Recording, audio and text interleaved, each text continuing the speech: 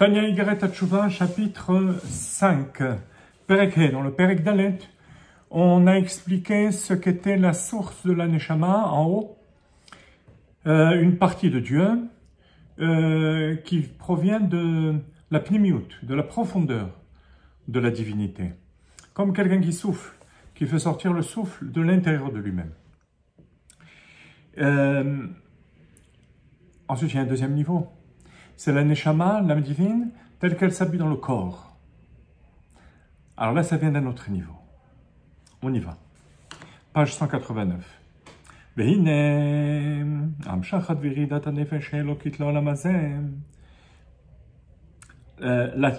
descente, l'attirance, la descente de l'âme divine dans ce monde-ci, pour s'habiller dans le corps de l'homme. Donc vous voyez qu'on parle de la descente de la Neshama dans le corps.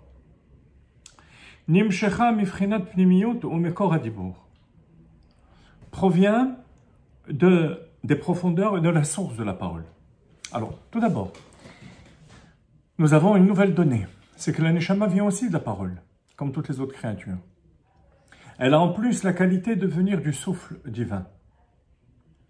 Alors, comment elle peut venir en même temps du souffle divin et de la parole? La parole, c'est quelque chose de superficiel.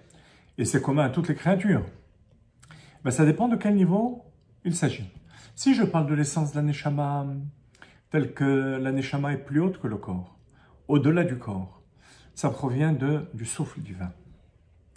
Par contre, tel que l'âme s'habille dans le corps et que ça devient une créature comme toutes les créatures, qui provient du nom Elohim, Vayomer Elohim na'ase Adam betzalmenu kidmutenu, et bien alors là, ça viendra de la parole.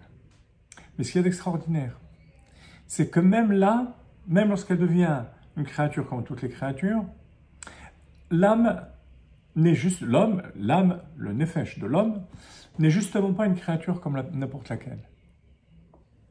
Même telle que l'âme s'habille dans le corps, elle provient, et qu'elle provient donc de la parole, elle va provenir de la profondeur, la source de la parole, qui est le souffle de la parole. Donc il faut distinguer deux genres de souffle. Le souffle qui vient des profondeurs de l'être, lorsque je souffle, et le souffle lorsque je parle.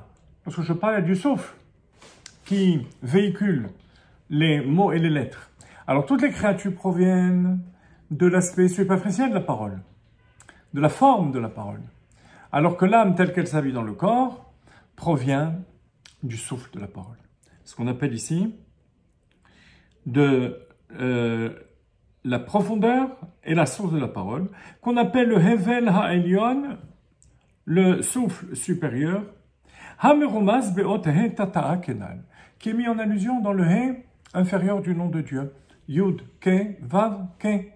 C'est la dernière lettre du nom de Dieu. Est-ce que ça voudrait dire que, lorsqu'on avait expliqué dans le Perek Dalet, qu'il y a les 4 lettres du nom de Dieu qui constituent la Neshama, il s'agit uniquement de la Neshama qui est au-dessus du corps? Celle qui habite dans le corps, elle, n'est pas une partie de divinité, n'est pas une partie du nom Yud Ke Vav Ke. On va expliquer tout de suite que ce n'est pas tout à fait comme ça. Au Chumash Katuv, et regardez bien le pasuk qu'Admorazeken rapporte pour parler de l'âme qui habite dans le corps. Vaipach be'apav nishmat chaim, Dieu insuffla dans ses narines, celle d'Adam Arishon, une âme de vie. Vayhi Adam le nefesh chaya, et l'homme devint une âme vivante. Au man de nafach, celui qui souffle, il souffle des profondeurs de lui-même. Qu'est-ce qu'on voit? Qu'Admorazek ne rapporte pas le pasuk qui parle de la création de l'homme comme toutes les créatures. Alors qu'il parle bien de ce deuxième niveau de l'âme qui habite dans le corps. Il emploie le pasuk Vaipach be'apav, qui parle du souffle divin, et donc il se rapporte à l'essence de Neshama. Alors comment ça se fait? En fait, ce ne sont pas deux choses séparées. On ne peut pas considérer qu'il y a l'essence de Neshama d'un côté, et le reflet de la Neshama qui habite dans le corps. Le reflet de la Neshama qui habite dans le corps provient et descend de l'essence de la Neshama. D'ailleurs, le pasuk dit bien, Vaïpar be'apav nishmatrein. Il insuffla donc du fond de lui-même dans ses narines. Donc on parle bien de la descente de l'âme dans le corps. Alors pourquoi on dit qu'il insuffle? Pourquoi on parle de souffle? Le souffle, il s'agit là du souffle profond. Parce qu'en fait, comme je vous dis, un niveau s'imbrique dans l'autre. Vous voyez, le souffle, qui est la profondeur de la divinité, va descendre dans le souffle, qui est la profondeur de la parole, pour rentrer dans les narines de l'homme et en faire un être vivant. Voilà comment il faut voir les choses. Une chose s'imbrique dans l'autre. De là, on peut tirer un enseignement extraordinaire. C'est que le juif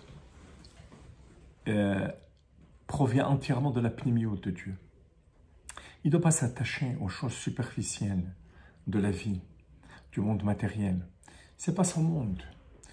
Et cela, pas seulement par rapport à l'essence de l'Neshama, même tel que son âme descend pour animer son corps. Là aussi, donc tel qu'on est dans ce monde matériel, il faut qu'il y ait une recherche de la pnimiut, de la profondeur. C'est ce qui correspond à notre être et c'est ce qui nous remplit véritablement. Il y avait le deuxième point que j'ai évoqué tout à l'heure. Admor HaZaken ne parle que du He, pour le niveau de l'âme qui s'habille dans le corps.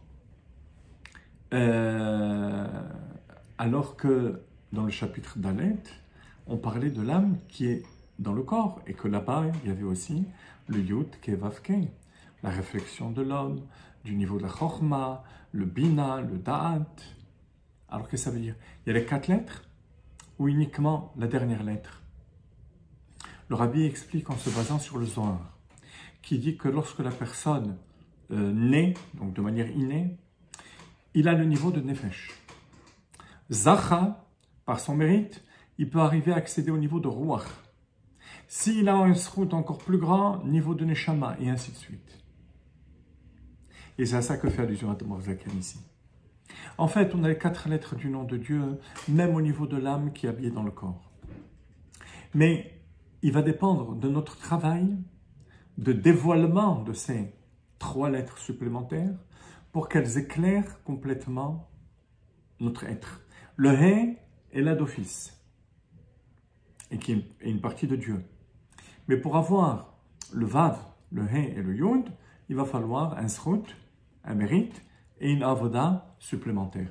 Et à ce moment-là, toute l'âme qui est habillée dans le corps va être pas seulement symbolisée par le Yud Kevavke, mais carrément être une partie du nom de Dieu, et donc une partie des sphirot, des midot, de la chorma, de la bina, d'Akadosh Baruch. Et c'est en comprenant comme il faut ce qu'est notre Neshama qu'on verra dans les prochains cours comment faire le tikkun, la réparation et la teshuva par rapport à cette Neshama.